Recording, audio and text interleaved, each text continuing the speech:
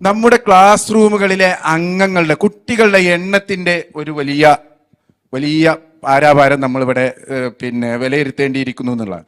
ഓരോ കുട്ടിയെയും മനസ്സിലാക്കി അവനക്ക് വേണ്ട കാര്യങ്ങൾ കൊടുക്കാൻ ഒരു പക്ഷേ കഴിയുന്നില്ല എന്നുള്ളതാണ്. ഒരു പക്ഷേ എന്നല്ല, തീർച്ചയായിട്ടും കഴിയുന്നില്ല.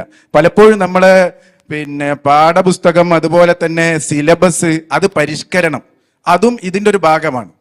നമ്മളിപ്പോഴും നിയമബോധവൽക്കരണം, ട്രാഫിക് ബോധവൽക്കരണം നമ്മുടെ പാഠപുസ്തകത്തിന്റെ ഭാഗമായിട്ടുണ്ടോ എന്ന് എനിക്ക് മനസ്സിലായിട്ടില്ല. പലപ്പോഴും 5 വർഷം മുമ്പ് നമ്മൾ ചെയ്യേണ്ടിയിരുന്ന പാഠപുസ്തക പരിഷ്കരണം ഇന്നും നടപ്പാക്കിയിട്ടില്ല. ഞാൻ പറയുന്നു, എല്ലാ വർഷവും ഓരോ മാസവും നമ്മുടെ കരിക്കുലം പരിഷ്കരിക്കേണ്ടിയിരിക്കുന്നു. അപ്പോഴാണ് ഇവിടെ എന്ത് സംഭവിക്കുള്ളൂ, ഓരോ സമയത്തും ഉണ്ടാകുന്ന മാറ്റങ്ങൾ, ലോകത്ത് സംഭവിച്ചുകൊണ്ടിരിക്കുന്ന മാറ്റങ്ങൾ. ഇപ്പോൾ പറഞ്ഞു കഴിഞ്ഞു ടെക്നോളജി. ആ ടെക്നോളജിയുടെ മാറ്റങ്ങൾ അറിയണമെങ്കിൽ അധ്യാപകൻ അത് പറഞ്ഞു കൊടുക്കണം. ഇവിടെ എവിടെയാണ് നമ്മുടെ ക്ലസ്റ്റർ മീറ്റിങ്ങുകളിലോ അല്ലെങ്കിൽ നമ്മുടെ അധ്യാപക ട്രെയിനിങ്ങിലോ ഇത്തരത്തിലൊരു സാഹചര്യമുള്ളത്? അത് നമ്മൾ വിലയിരുത്തേണ്ടിയിരിക്കുന്നു. 2013 സർക്കാർ ഇവിടെ നല്ല ഒരു ട്രെയിനിങ്ങും കാര്യങ്ങളും കൊണ്ടുവന്നു.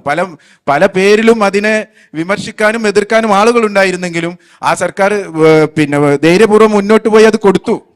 കേരളത്തിലെ മുഴുവൻ അധ്യാപകർക്കും കൊടുത്തു. 2013 ശേഷം ഞാൻ ചോദിക്കട്ടെ, ഇന്ന് 2025 എത്തി നിൽക്കുന്നു.